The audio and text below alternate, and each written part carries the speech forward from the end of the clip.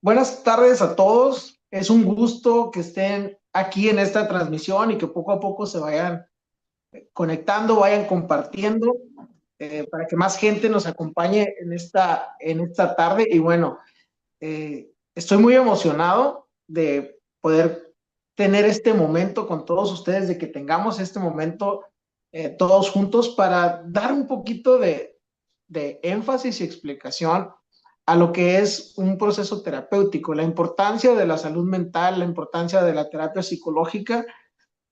Y bueno, estamos transmitiendo desde Cognitivamente nuestro consultorio. Mi nombre es Raúl Vega, soy psicólogo y una de las cosas que me ha tocado experimentar o que me he dado cuenta en los últimos tiempos, por no decir el último año, es que la gente tiene una idea en la cual cree que los psicólogos nos especializamos en ciertos temas. A mí me gustaría comenzar con esta parte y con este tema en donde los psicólogos no somos como un médico, ¿no? Que es el médico especialista en cardiología, el médico especialista en los pulmones, etcétera, etcétera. Porque de repente en grupos veo que preguntan, alguien que me recomienda un psicólogo que se especialice en depresión o en ansiedad. Creo que no vamos a encontrar mucho de eso, que nos enfoquemos solamente en un tema, más bien seguimos ciertas corrientes o ciertas formas terapéuticas. Y me gustaría aprovechar esta intro, para que nos presentemos quienes estamos participando, mis colegas psicólogas, en esta transmisión en vivo, para que expliquemos, obviamente se presenten con su nombre y al mismo tiempo expliquen cuál es la corriente psicológica que siguen o su estilo de terapia y cómo se trabaja en esta terapia, ¿no? Claro, inicio yo. Mi nombre es Itzel Velasquez López, soy psicoterapeuta.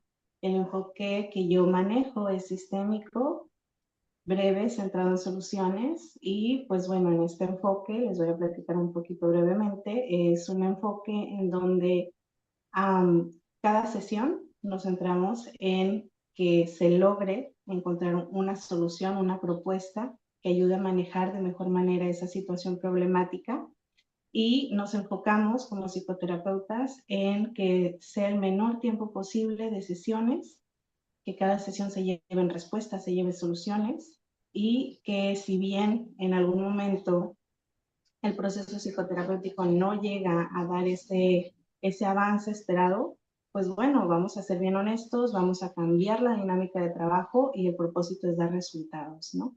Y es enfocado en soluciones precisamente por esto mismo, ¿no? Porque siempre nos llevamos un enfoque positivo, un enfoque sanador. Claro que hablamos de problema, no nos vamos a estos aspectos como no realistas, somos muy realistas, pero pues siempre es un enfoque un poquito distinto, y como todos, porque no hay producto malo, sino este enfoque en particular, pues también es muy bueno.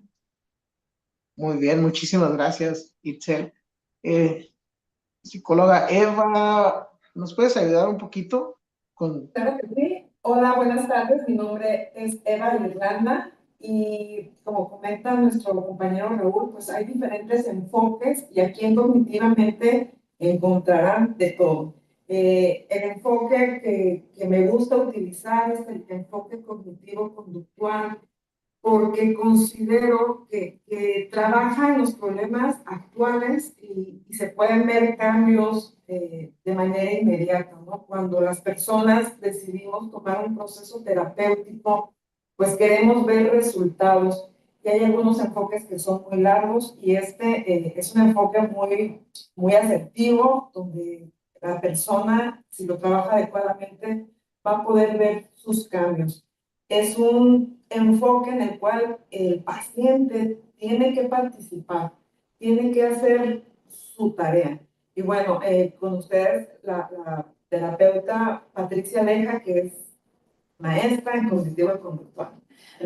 Hola, ¿qué tal? Buenas tardes. Soy la psicóloga Patricia Aleja. En efecto, el enfoque que manejo es cognitivo-conductual.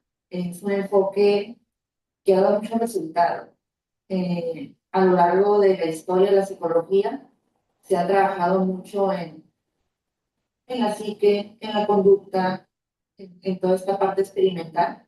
Sin embargo, el enfoque cognitivo-conductual va mucho más de esta parte. Como lo comentaba en el libro de ayer, ¿no? Ya decíamos, es que hay 3 generaciones de tipos de técnicas cognitivo-conductual, que una daba a la otra. Empezamos con la parte de las conductas, ya después en una segunda generación empezábamos a trabajar toda esta parte de las condiciones, ¿no? Hacer estas conexiones para poder llegar a un aprendizaje. Y por último, pues esta tercera generación que es la que más se usa hoy en día, donde las emociones juegan un papel crucial y muy importante, ¿no? Dentro de todo esto.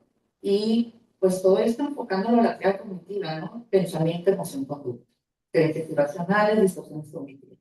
Está muy interesante esto que la psicóloga nos comenta de la tríada cognitiva, porque finalmente nuestros pensamientos y nuestras emociones son las que hacen que nos conduzcan, tengamos una conducta de determinada manera. Entonces es muy importante poder tener conciencia y conocer la parte educativa, ¿no? De conocer nuestras emociones, porque finalmente el ser humano es un ente emocional y muchas veces la educación que hemos recibido o el tipo de estructura que tenemos no nos permite conectar con nosotros mismos y poder identificar. Por ejemplo, los hombres anteriormente era mal visto que lloraran o que se mostraran débiles o tristes. Finalmente, cómo todo eso va afectando en tu día a día, en tu actuar, en tu salud mental. Sí, toda esta parte, pues, son una serie de técnicas y pasos que seguimos para poder lograr que el paciente pueda reestructurar esa conducta, no guiarlos por ese camino, como decía mi colega Eva, mediante tareas. Muchas veces el paciente es resistente a la tarea, ¿no? ¿Por qué? Porque la tarea implica el dar ese extra y salir de la zona de confort. Entonces, muchas veces el paciente se resiste a esto. Entonces, con todo el respeto que el paciente me merece, si él no me hace una tarea, le voy a pedir en la siguiente sesión pues su autorización para hacerla dentro de la sesión y podamos ir avanzando, justamente porque, pues, de alguna manera, pues no sabemos controlarlo, pero sí tenemos una estructura que seguir dentro de este enfoque que es muy estructurado. Algo muy importante, porque yo le preguntaba a Patti, ¿qué haces cuando un paciente llega y no te ha hecho la tarea? Porque bueno, la terapia, la consulta tiene una estructura. Y ella me dice, pues, si no hicieron la tarea, la hacemos. Porque finalmente le preguntaba que si todos los pacientes son para este modelo cognitivo-conductual. Y ella me dice, bueno, pues si no son, los psicoeducamos. Y ella trabaja mucho el tema de la psicoeducación porque pues la consulta es un día a la semana, pero tus demás días, ¿qué haces? ¿No? O sea, tienes que seguir trabajando contigo, esto es día a día. Sí, esta parte es bien importante, ¿no? El decirle, ¿sabes qué? Va a haber tareas, a veces te vas a ir libre de tarea y no te extraña que la mitad de la semana te mande un PDF o te diga, mira, ve este podcast o hay este video que está muy interesante y te va a ayudar con esa problemática, ¿no? Que tuvimos el día, que en la semana estuvimos trabajando. Entonces, todo esto va haciendo un todo, ¿no? Va haciendo que ellos hagan, en estas sesiones de psicoeducación, por ejemplo, yo, pues, mi primera sesión es la entrevista, ¿no? Y es pues toda esta parte del rapport con el paciente.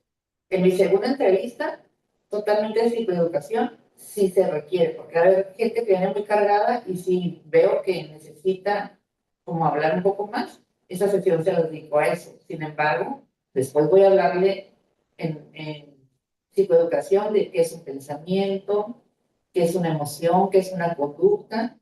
Por ejemplo, en esta parte de la emoción, hay pacientes que me dicen, que les digo que es esta emocional, es que es esto que siento, que le digo, híjole, ¿cómo te explico que es una respuesta biológica en ese cuerpo? Y empieza a hacer la explicación. O, por ejemplo, algo más adelante, bitácora TCC, y resulta que el paciente le digo, ¿y qué pensaste de esto que sucedió? Y me dice, pues que me enojó.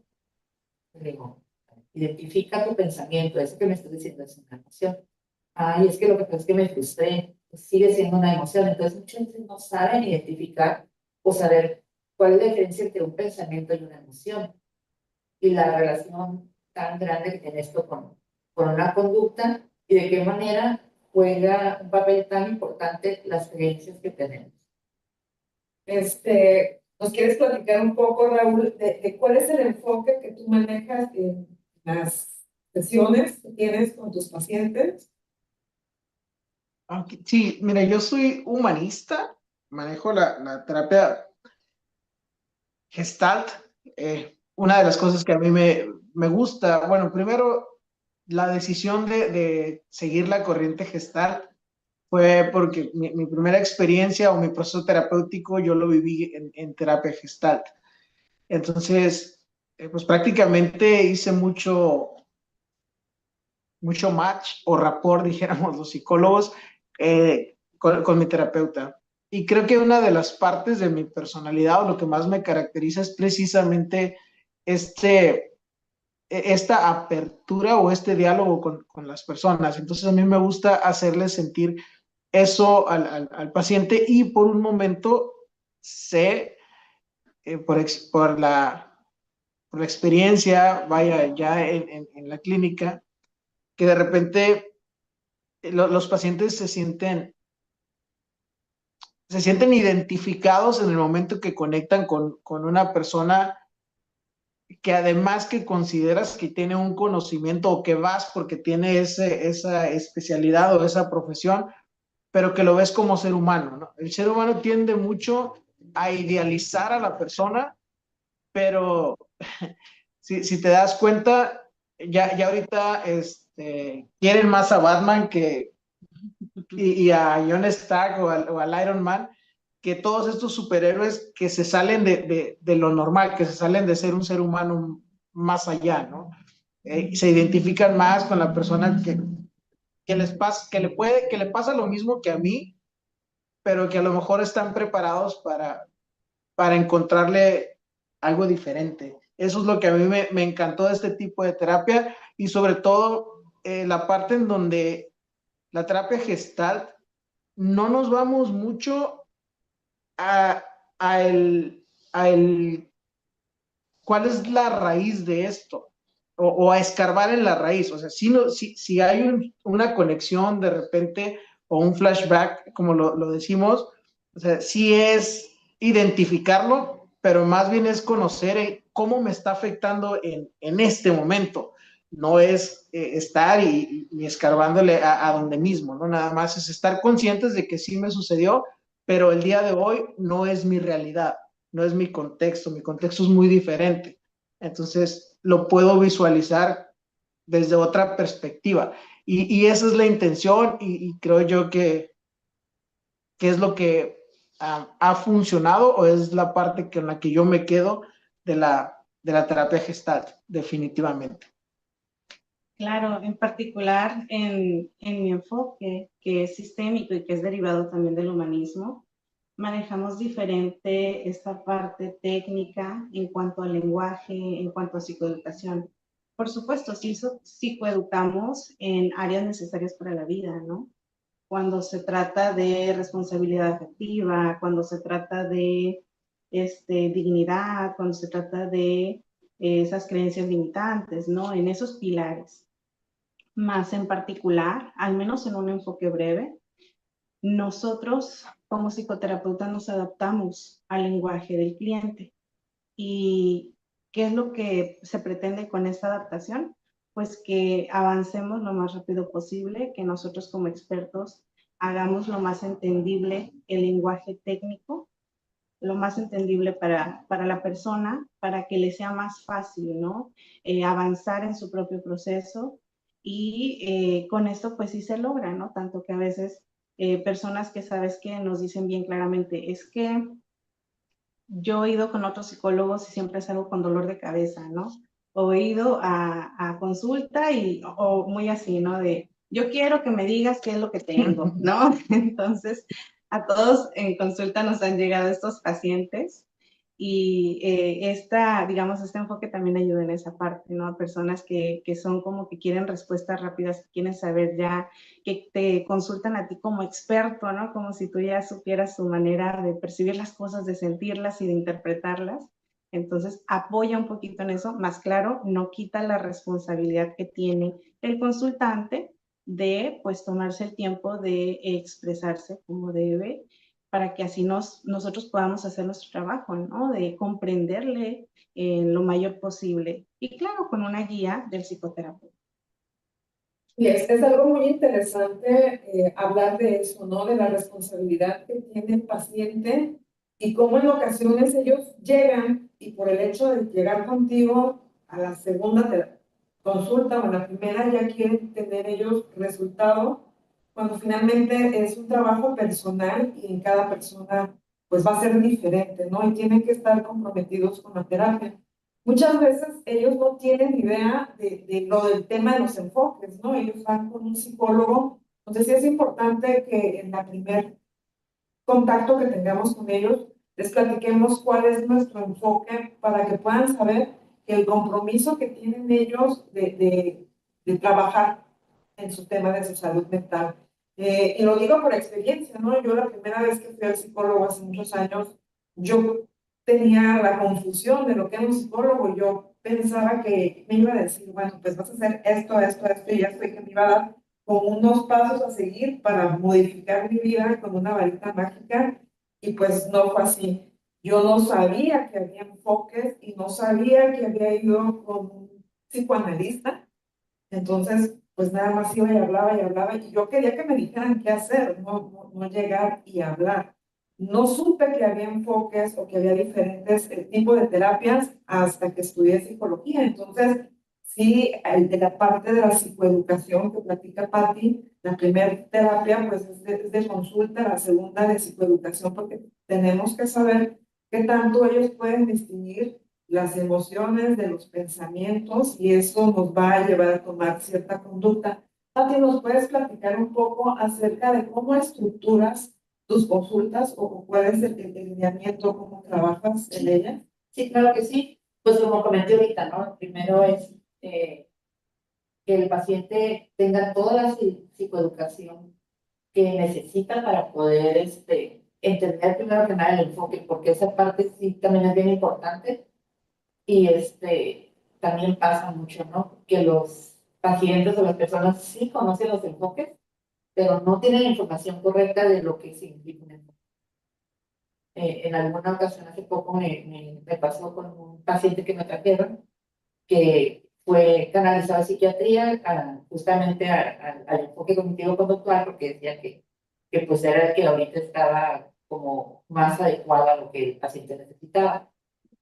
Y, y llega la persona, pues era una señora, la señora traía ansiedad. Trabajamos la primera sesión, pues la entrevista, todo esto. La segunda sesión le di un poquito la apertura de que hablara de todo esto y le hablé un poquito de psicoeducación. Y para la tercera sesión me habla y me dice que ya no iba a volver porque no veía resultados. Entonces, pues prácticamente tuvimos una sola sesión para trabajar, y esta desinformación es muy latente, ¿no? Y de repente la gente piensa que es como el hacer una ensalada, no, los ingredientes yo la hago y listo, ¿no? Y no, implica mucho trabajo, mucha preparación del psicólogo, pero mucho trabajo del paciente, ¿no? Entonces, hago en la segunda, tercera y cuarta sesión, son sesiones mucho de psicoeducación, porque en la primera abordo pensamientos y emociones, conducta, no tirada cognitiva. Dentro de esa primera sesión, hago ver al paciente el motivo de consulta. Regularmente, por ejemplo, con un paciente que viene con un mal control de ira, ¿no? O de impulsos. Les digo que imaginen una revista y que en esa revista tienen del 1 al 10 que califiquen su emoción para ver qué tan fuerte o qué tan grave es esa situación que le está detonando esa emoción. Y ellos con eso empiezan como a hacer estos insights, ¿no? Y esto y esto, y empiezo a identificar. Entonces, trabajamos pensamientos, te explico qué es una emoción, vemos, ok, entonces por eso estoy haciendo esto. Y empiezan a hacer pues estas cogniciones que son las que le van a ayudar a tener a este reaprender. Entonces, de ahí me voy a trabajar creencias y ya siempre digo que nuestras creencias irracionales son nuestras creencias malignas. Todo esto que nos enseñaron erróneamente y que nosotros seguimos al pie de la letra, ¿a qué nos va a conllevar esto? Pues a tener una distorsión cognitiva. Y ya me dicen los pacientes, ¿de qué hablamos cuando decimos que es una distorsión cognitiva? Pues es un error de pensamiento creado por esa creencia. Entonces hay que trabajar en no etiquetar, en no todo, el todo y el nada, ¿no? Dicotómico, no pensamiento del todo, nada, somos muy de irnos a los extremos. Así es, entonces empezamos a revisar todas las distorsiones, el debería, ¿no? Que es otra distorsión que es muy común, ¿no? Y que causa muchísimos problemas, porque ahí es donde les hago ver que deberíamos, ¿qué cosa? ¿No? O esto deberías tú, pero ¿qué pasa con la otra persona? También debería, porque tú debes, pero a mí me gustaría más que aplicáramos me gustaría ver si podemos llegar a un acuerdo para lograr eso. Entonces, se genera un respeto en contra de una imposición que se debería. Y es muy importante, ¿no? Porque desde la articulación o del habla nosotros ya traemos como cierto estigma, ¿no? El debería ya trae un peso esa palabra, al me gustaría. Y algo muy importante que acaba de decir Patti, el paciente tiene que ser insight, que para que nos entiendan es que le caiga el 20. Ellos les tiene que caer el 20 porque al final, aunque nosotros detectemos, son ellos quienes tienen que hacer ese ejercicio de pensamiento y entender. Y bueno, pues como parte de hablar del cognitivo conductual, pues es dentro de las terapias que son más científicas. Por eso es que la mayoría de los psiquiatras trabajan generalmente de la mano con terapeutas cognitivo-conductuales. No, finalmente no toda la problemática es un tema psiquiátrico, pero al momento de trabajar o dar seguimiento sí van de la mano estas dos profesiones. ¿Nos quieren compartir algo más, compañeros? Sí, bueno, tomo la palabra.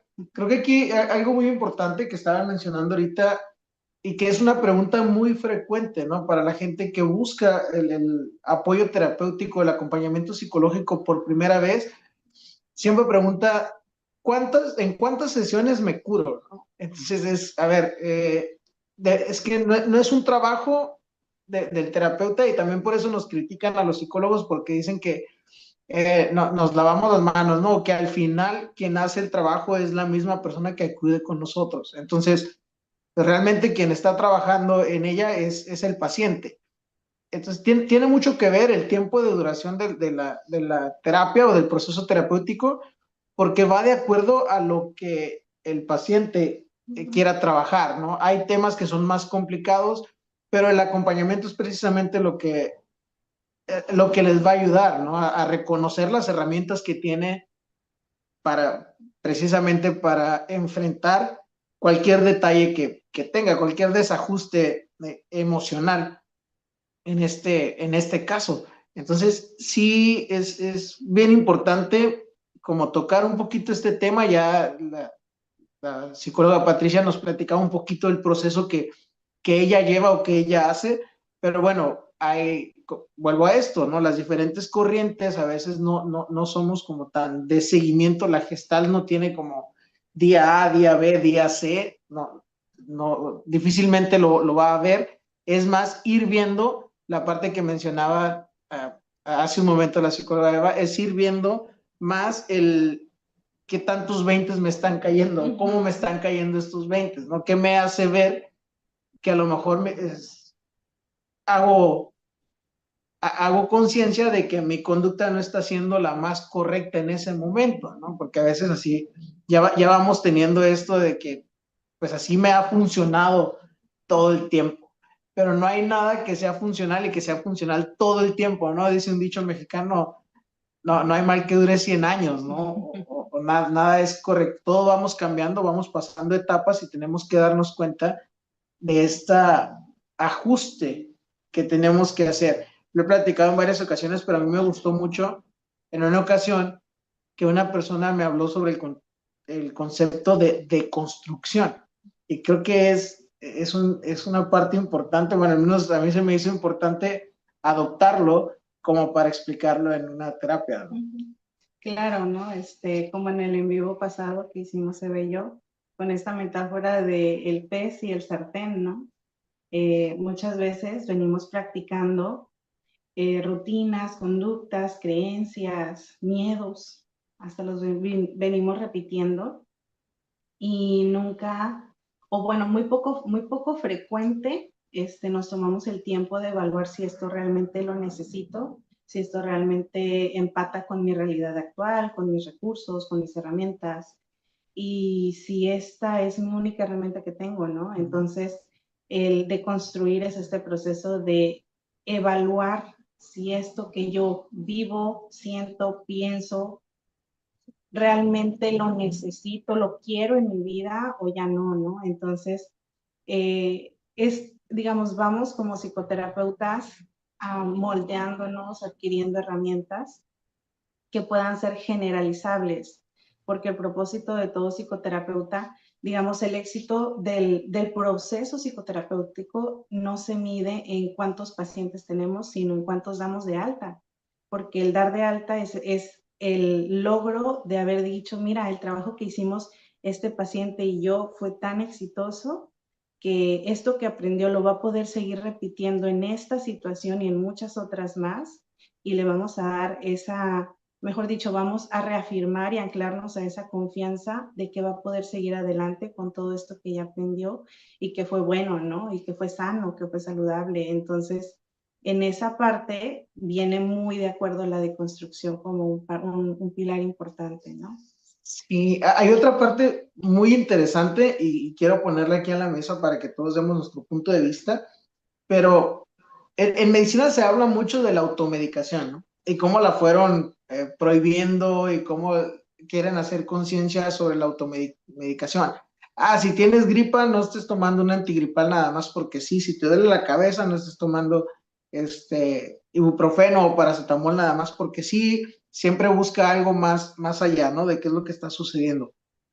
Actualmente, perdón, la psicología ha llegado a ese punto. Hay tanta información que puedes tener a la mano que realmente llegan los pacientes y dicen, es que yo tengo ansiedad y depresión y he estado haciendo estos y estos y estos ejercicios y nada me funciona, ¿no? Entonces ya vienen de alguna manera desesperados, por no decir sobresaturados también de información y no ven las opciones. Sí me gustaría aquí entrar al detalle y al punto y darles esta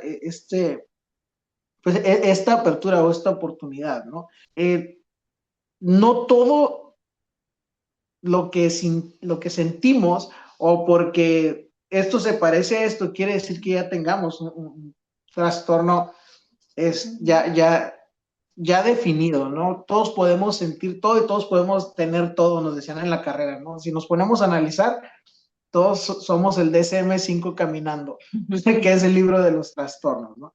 Pero, ¿qué tanto es el poder? Y esto también impacta en el tratamiento o en el número de consultas, porque primero es concientizar precisamente de este tema, ¿no? ¿Cómo se diagnostica? ¿Por qué se utiliza el diagnóstico? Bueno, no me quiero extender mucho, pero ya con este contexto yo les digo, qué tan importante consideran ustedes el confirmarle un diagnóstico al paciente cuando ese no es su motivo de consulta? Porque hay pacientes que sí vienen específicamente por un diagnóstico, pero cuando no, cuando buscan esa mejora, ¿qué tanto lo consideran ustedes importante, no? Digo, yo en lo personal, si no vienen por eso, difícilmente manejo un diagnóstico como tal, sí les digo qué es lo que estamos trabajando, o cuando ellos ya vienen con la idea de que tienen esto y esto y esto, trato de concientizar en que el diagnóstico no es para encuadrarme en si tengo depresión,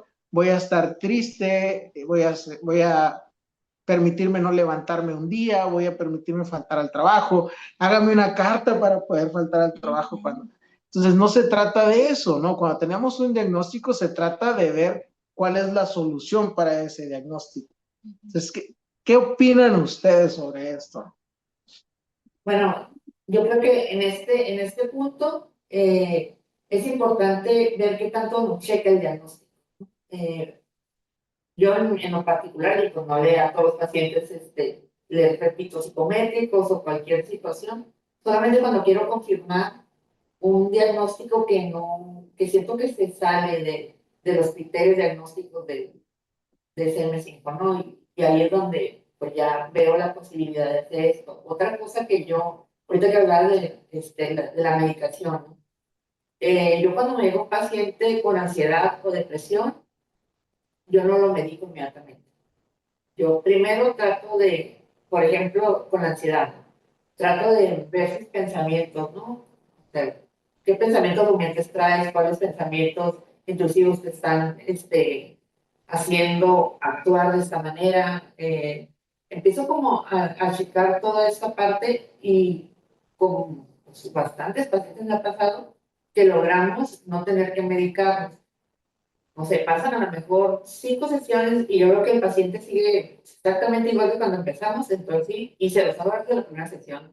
Por apenas en 5 sesiones yo no veo mejoría contigo, vamos a tener que canalizar a la psiquiatría.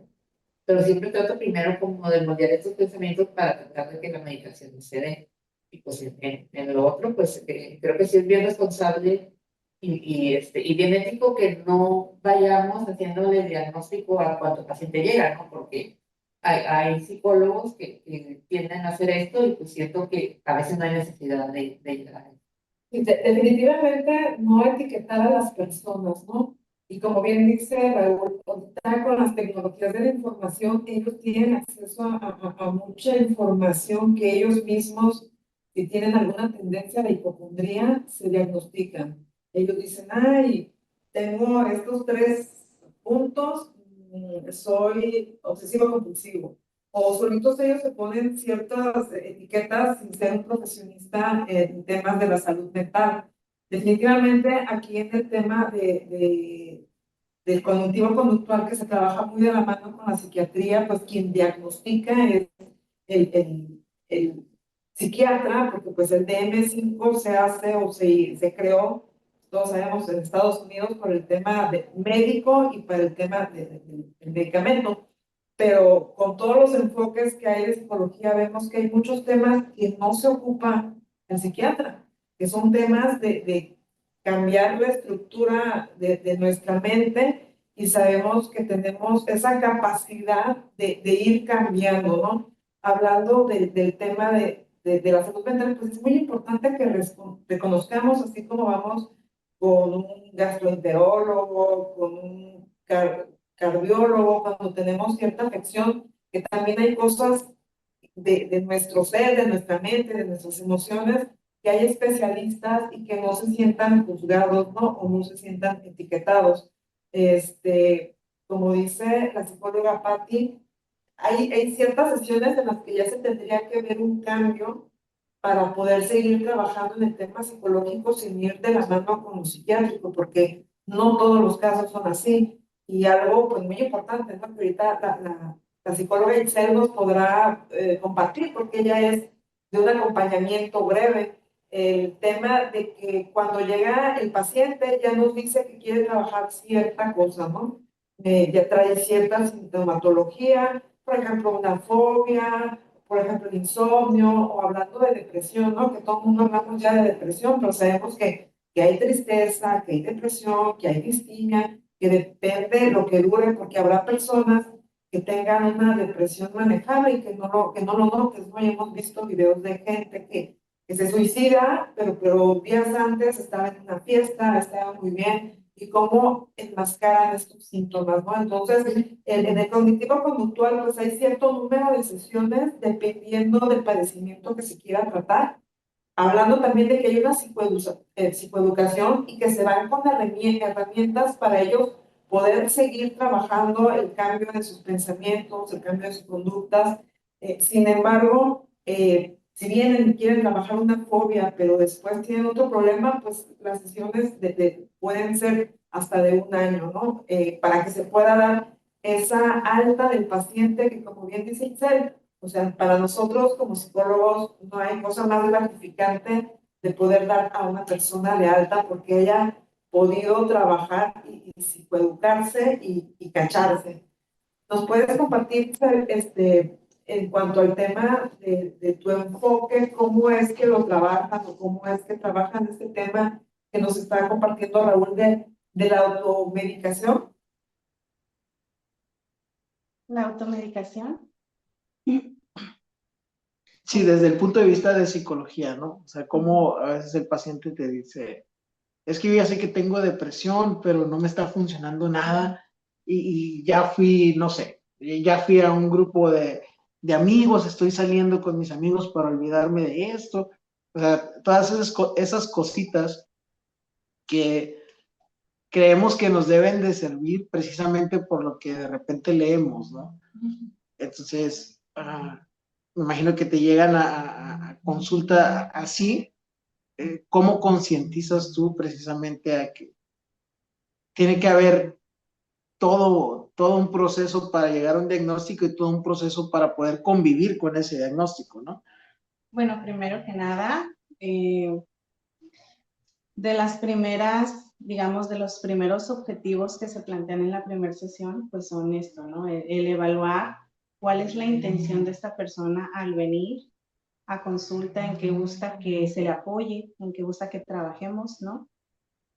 Y si la persona como tal comenta, sabes que yo quiero dejar de sentirme así de triste, yo, digamos, yo sé que yo tengo depresión, primero me concentro en una cosa es lo que él quiere, otra cosa es lo que él necesita, ¿no? Identifico qué es eso que la persona necesita y después, ahora sí que como reestructurando, confrontamos, ¿no? Esas creencias con las que ya viene. Esas, como le llamaron el pasado, las distorsiones cognitivas en donde yo asumo que tengo algo, yo lo pienso y entonces comienzo a buscar todas las razones que me comprueban que efectivamente lo tengo, ¿no? Entonces, primero que ya que los identificamos, comienzo a evaluar, ¿no? Yo sé que la persona, uno, si investigó y si asume que tiene esta condición, es porque está realmente preocupado, ¿no? Y porque quiere ayuda. Entonces, le apoyo en esa parte, en validar que quiere ayuda, que trató de buscar información para autoayudarse, más le comienzo a explicar, ¿no? Trabajo el rapport para que él comience a soltar las riendas de su proceso y que me permita apoyarle. Y en base a eso, pues ya, digamos, le psicoeduco, le oriento, ¿no? Correctamente en explicarle claramente qué es una cosa y qué es la otra, qué es la depresión y qué es el duelo, ¿no? Qué es la ansiedad y qué es otra cosa que esté sintiendo, ¿no? Entonces, primero hago esta aclaración con respeto, siempre, porque hay personas que vienen, digamos, bastante firmes en que ellos saben lo que sienten y es válido. Entonces, yo cuido mucho en particular el no hacerles sentir ignorados, no hacerles sentir no tomados en cuenta, porque es la persona tratando de ayudarse, ¿no? Y por consiguiente paso, pues entonces comienzo, ¿no? A utilizar su lenguaje. Mira, y cuando te sientes depresivo, a ver, explícame, ¿para ti qué es esto? ¿Cómo lo vives, no? ¿Qué tan seguido te pasa? ¿Cuántas veces en el día? Y sobre todo, como soy enfocada en soluciones, en los momentos en los que no estás deprimido, ¿cómo te sientes? ¿Y en qué momentos te pasa? ¿Quiénes están presentes? ¿Dónde lo vives, no? Entonces, voy dirigiendo a que en esos momentos de excepción a la regla, los utilicemos como recursos fortalecedores para salir de ese proceso, ¿no?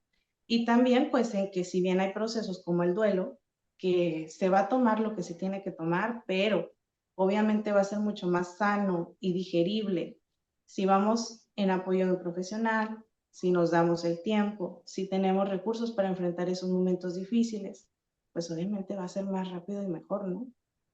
Entonces, como primer paso es, yo diría que la validación.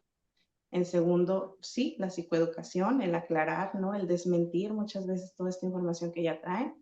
Como tercer paso, el decirle que sí está presente, porque también quieren respuestas y es entendible, ¿no?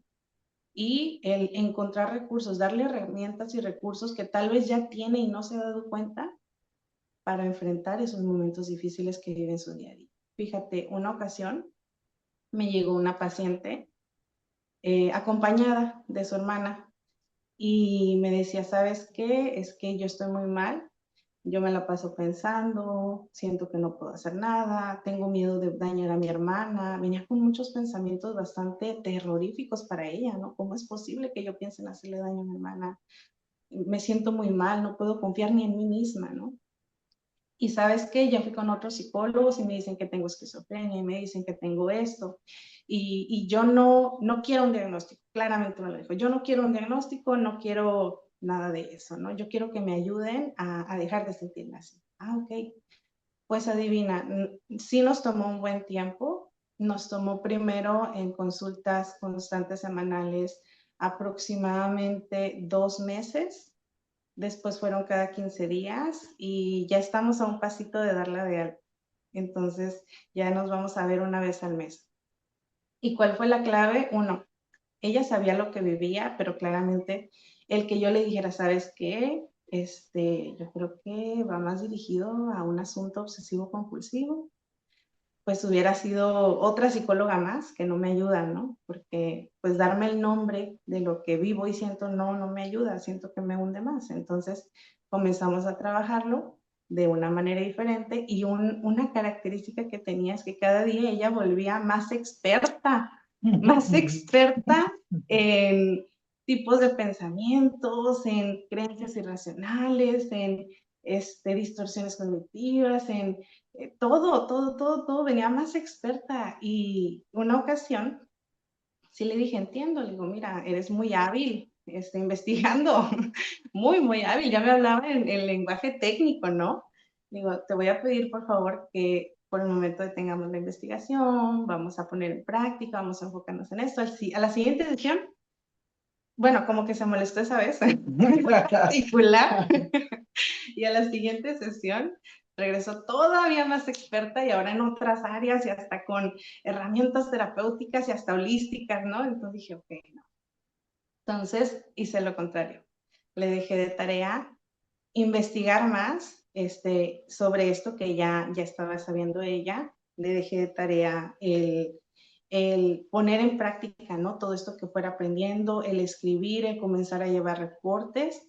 Y a la siguiente sesión, como obra de magia, venía muchísimo mejor, no investigó nada y pues fuimos avanzando en el proceso. Cada vez que yo le dejaba tarea, como que ella, como que ella decía, no le voy a hacer caso a ella, voy a hacer lo que yo quiera. Y entonces pues en ocasiones, ¿no? Hay pacientes que se rehúsan, pero hasta eso puede ser usado en el favor de su salud mental. Entonces, como todo, como psicólogos, no hacemos ese tipo de técnicas a la ligera, no las hacemos irresponsablemente, sino con un enfoque siempre responsable en base a su salud mental emocional. A final de cuentas, ella investigaba más que nada le iba a hacer daño. Y siempre supervisando, ¿no? Su red de apoyo, que siempre haya alguien ahí para cuidarle. Y así era efectivo el caso. Sí, y hay una parte muy interesante en la psicología. No, estamos hablando ahorita como de que podemos dar el alta, ¿no?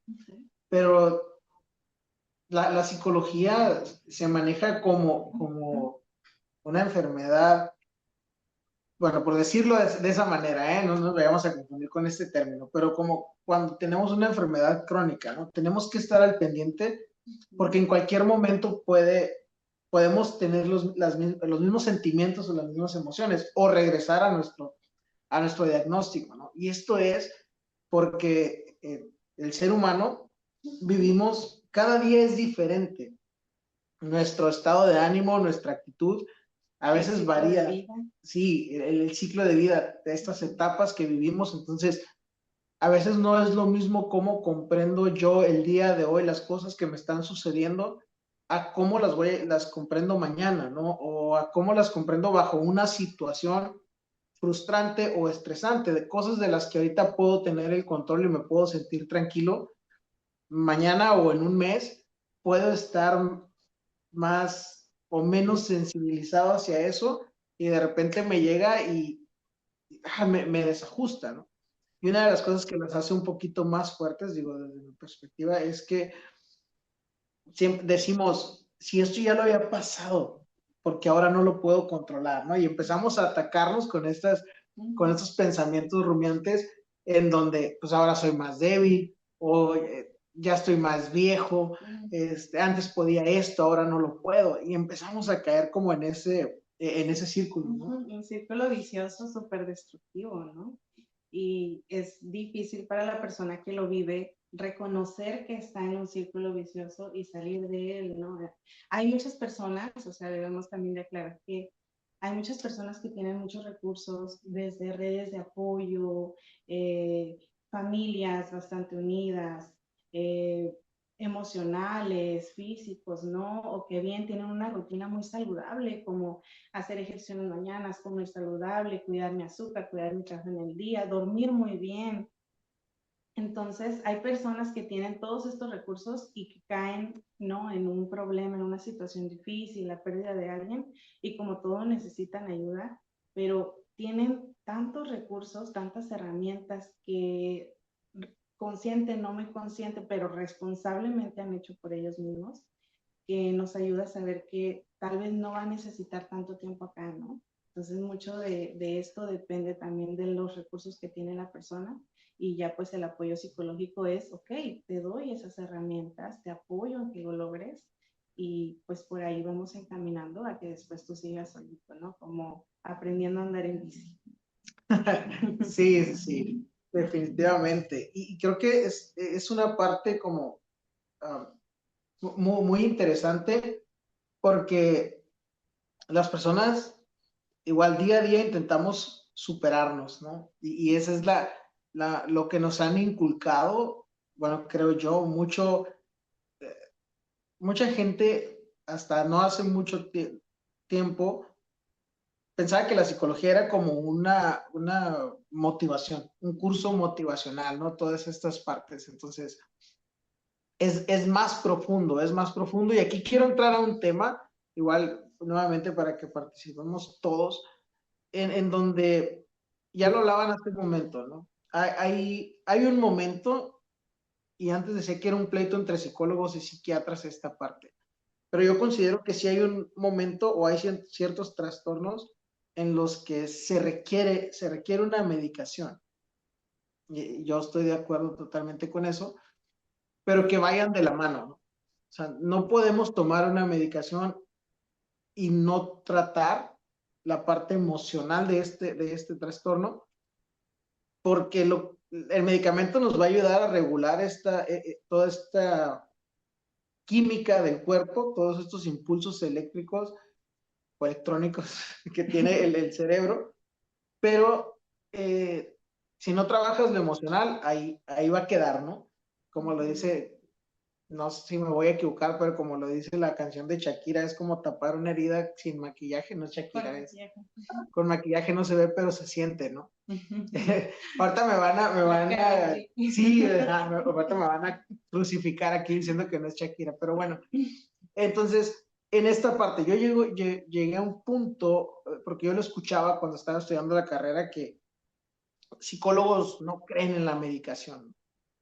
Definitivamente sí hay un punto. El hecho es cómo convivir en estas dos partes, cómo concientizar a un paciente que no porque estés tomando un medicamento y no sientas nada o sientas que mejoró tu estado, ya dejes el proceso terapéutico. Claro. No sé, Pati, lleva que si ustedes, digamos, en particular, ¿cómo lo manejan? Bueno, algo muy importante es saber que el medicamento que los psiquiatras prescriben, al menos que no sea una esquizofrenia, sí es por un tiempo, ¿no? Por así decirlo, el tema de la depresión generalmente te lo dan por 6 meses y te mandan con un psicólogo para que lo trabajes desde la parte cognitiva y son como muy enfáticos en que no te van a hacer adicto, pues en que los psicotrópicos no son para que los tomes de manera definitiva, porque por ejemplo, hablando de depresión, te ayudan a la recaptación de los químicos que ya tenemos y que a lo mejor la recaptación es lo que no trabaja muy bien, hablando de una serotonina o dopamina, ¿no? Y sí tiene que ir de la mano con el psicólogo, porque finalmente es diferente, ¿no? Hablamos también de que ya hay una plasticidad cerebral, hablando, por ejemplo, en el tema de las adicciones, ¿no? A lo mejor cuando eres adicto, te van a medicar los primeros 3 meses para que tu cuerpo vaya desintoxicándose, pero tu tema de trabajar con un cognitivo conductual te va a quedar generalmente de manera permanente, ¿no? Por eso tenemos las personas que van a su grupo AA, ¿no? Porque de alguna manera lo están haciendo como en terapia de grupo, a lo mejor sin estar con un profesionista de la salud mental, pero ya cuando eres un exadicto, pues tienes que estar yendo con el psicólogo de manera regular, ¿no? Ahí sí no hay como una alta, como quisiéramos propiamente. Sin embargo, ahorita que también decías, ¿no? Del estigma que la gente en su momento manejaba y que pensaba que ir con el psicólogo era ir no estoy loco, ¿no?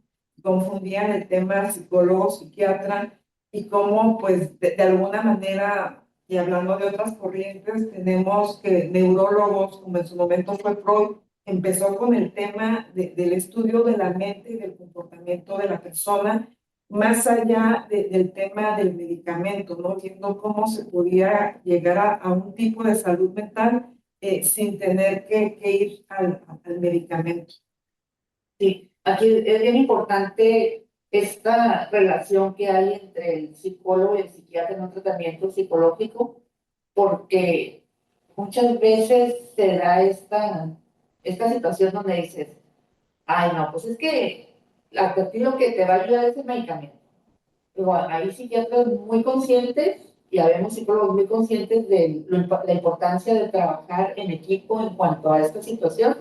Sin embargo, hay otros profesionales que están 100% casados con el medicamento, o en el caso de nosotros, pues 100% casados con hacer esta modificación de conductas, con lograr estos cambios, que definitivamente yo creo que esta parte de que el psiquiatra te canalice a psicología es bien importante, y explicarle a tu paciente que justamente es un gran trabajo que hace el psiquiatra al momento de trabajar el síntoma, pero que nosotros vamos a ayudar a llegar a la raíz del problema para poder solucionar esta situación y que podamos llegar a un caso de éxito. Aquí algo muy importante, y hablando es el tema de la plasticidad cerebral, ¿no? Cómo esa plasticidad se va a trabajar cambiando las conductas. Antes se creía, y regreso al tema de las adicciones, ¿no? Que inmediatamente cuando fumabas marihuana, en ese momento ya se te estaban muriendo las neuronas y que ya no se iban a regenerar. Y bueno, pues sí hay una afectación por las sustancias en el cerebro. Sin embargo, recientemente, y digo recientemente, por todo el estudio que tiene el tema del cerebro y de la mente, pues ya se ve que sí hay una plasticidad y cómo tu mente, tu cerebro va a cambiar esos hábitos, pero es cuestión de que tienes que irlo trabajando, ¿no? Y la manera como hay de trabajarlo, pues es una de las más maneras de identificar es el cognitivo conductual.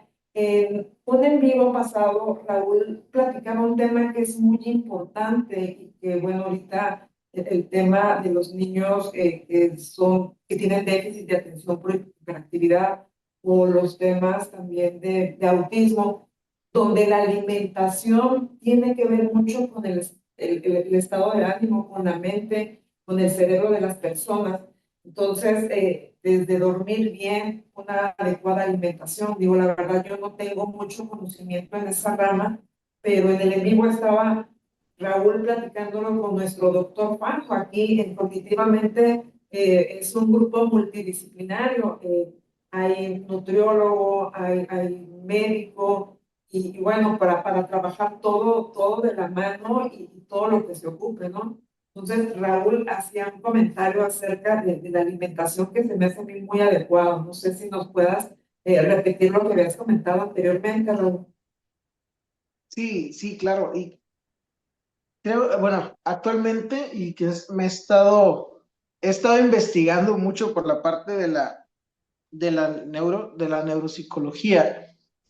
Pues prácticamente todo nuestro organismo está interconectado, ¿no? La oxigenación del cerebro y el oxígeno que tenemos nosotros no solo lo obtenemos de la respiración, obtenemos mucho oxígeno de los alimentos que estamos consumiendo. De la misma manera, sobresaturamos o recibimos menos oxígeno si no comemos los alimentos adecuados.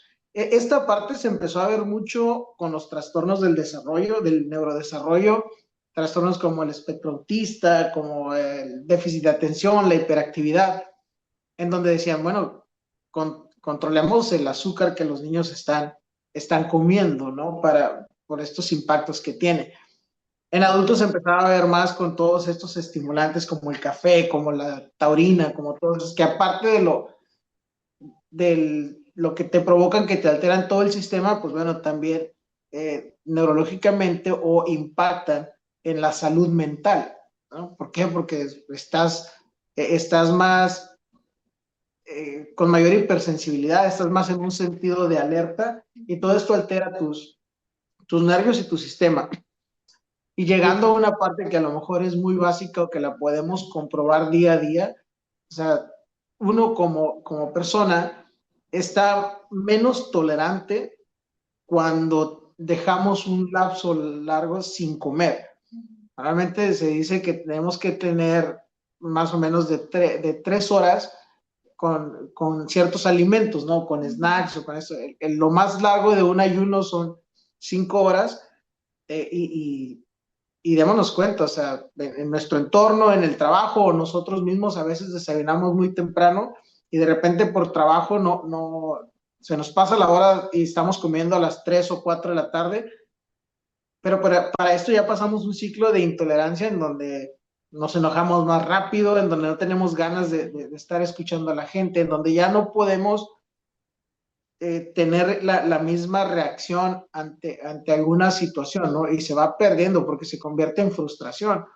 Entonces, este es lo importante. Y luego también dicen, bueno, cuando comemos alimentos irritantes, la gastritis es uno de los impulsores también a ser agresivos, tanto de esta manera como a lo contrario, ¿no? Si tendemos mucho a ser enojones, pues nos va a provocar los ácidos de gástricos y esto también nos va a provocar, ¿no? Pero es como bilateral, ¿no? En ambos sentidos. Entonces, sí es muy importante lo que consumimos, qué le estamos metiendo a nuestro cuerpo, y lo decíamos en ese en vivo que mencionas, o sea, yo recuerdo la parte de las bases de la psicología que nos decían, somos seres biopsicosociales, ¿no? Tanto lo biológico, lo que ya traemos de información genética, como lo que estamos consumiendo, como las actividades que estamos llevando, como el entorno en el que crecemos, todo eso influye, ¿no? En lo que estamos haciendo. Y en la psicología lo que tratamos es la parte personal, la parte mental, ¿no?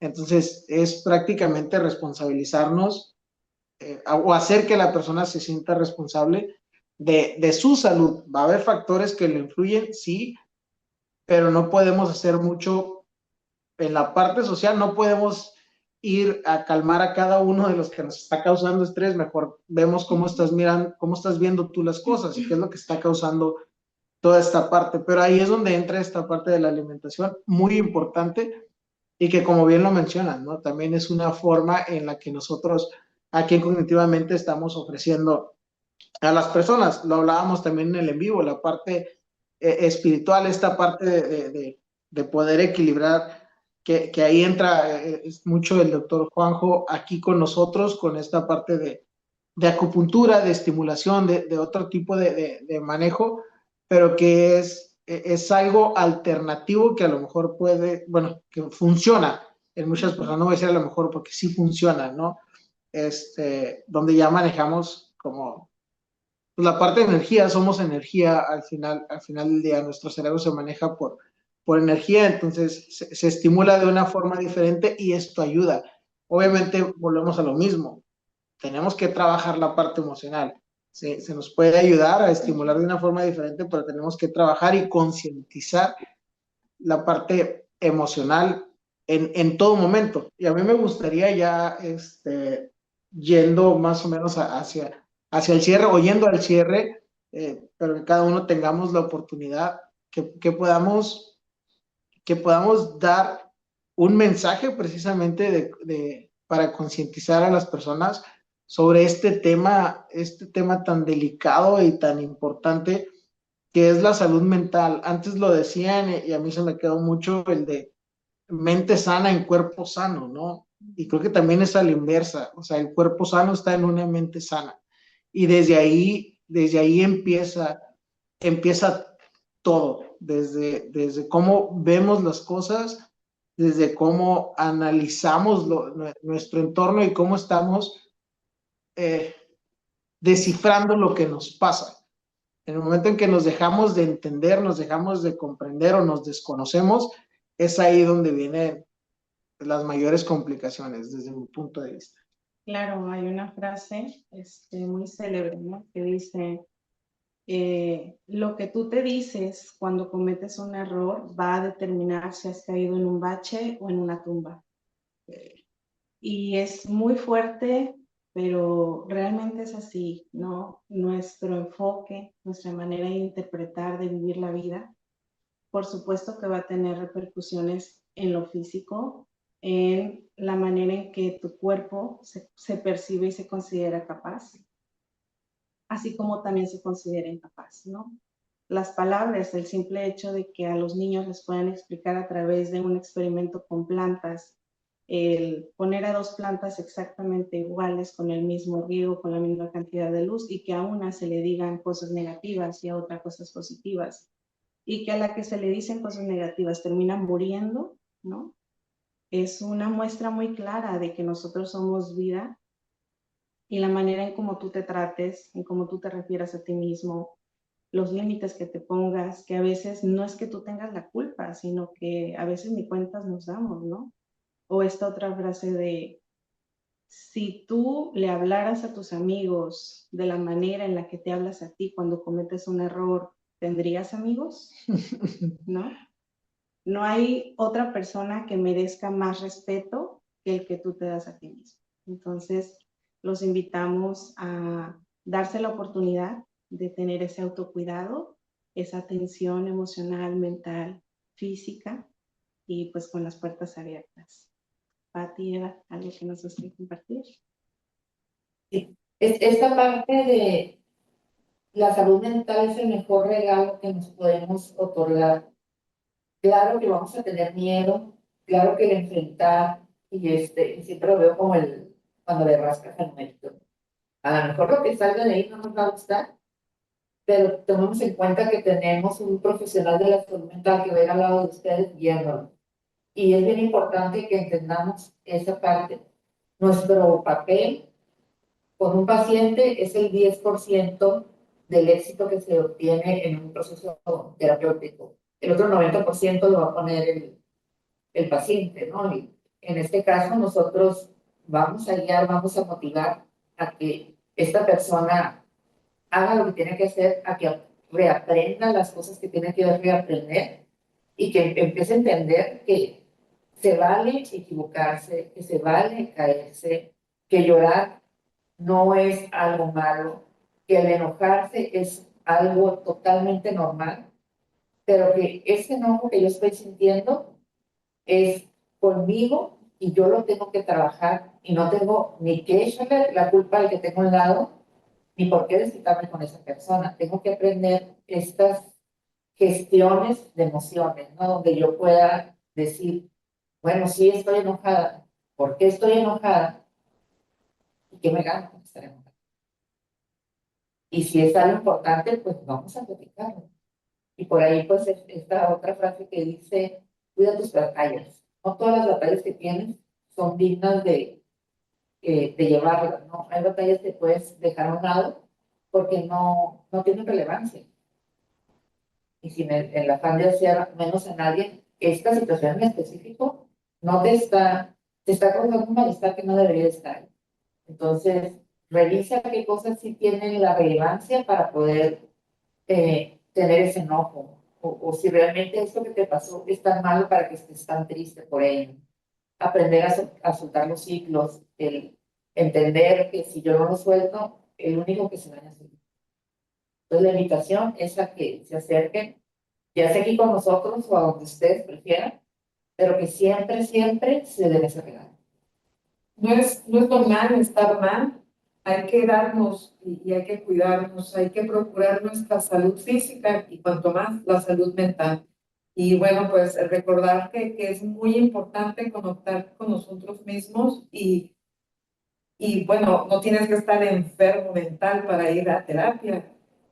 Muchas veces lo puedes utilizar para confirmar tu autoestima y para regalarte un valor a ti mismo. Entonces, yo sí los invito a que vengan a Cognitivamente. Y bueno, pues un saludo a la psicóloga Miriam, que no pudo estar aquí, y también a nuestro doctor Juanjo. Les recuerdo que este es un equipo multidisciplinario donde pueden atenderse de muchas cosas. Un saludo, muchas gracias a mis compañeros, gracias. Y muchas gracias a ustedes por estar aquí escuchando toda esta información de hoy y de todo lo que se platicó a lo largo de esta semana. Pues definitivamente la misión era que no pasara este día del psicólogo desapercibido y que ustedes puedan tener información que les ayudara, ¿no?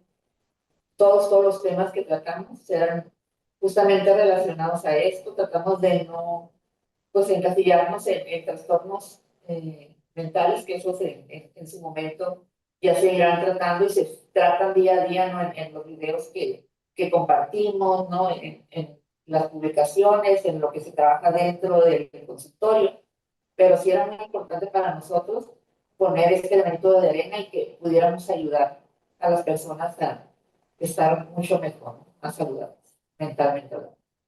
Muy bien. Para quien nos mira en este momento o quien nos van a mirar con el video grabado, por favor, tenemos nuestras páginas, Cognitivamente RPR, en Facebook, en Instagram, y pues a través de aquí de YouTube, suscríbanse, ya saben, a la campanita de aquí abajo.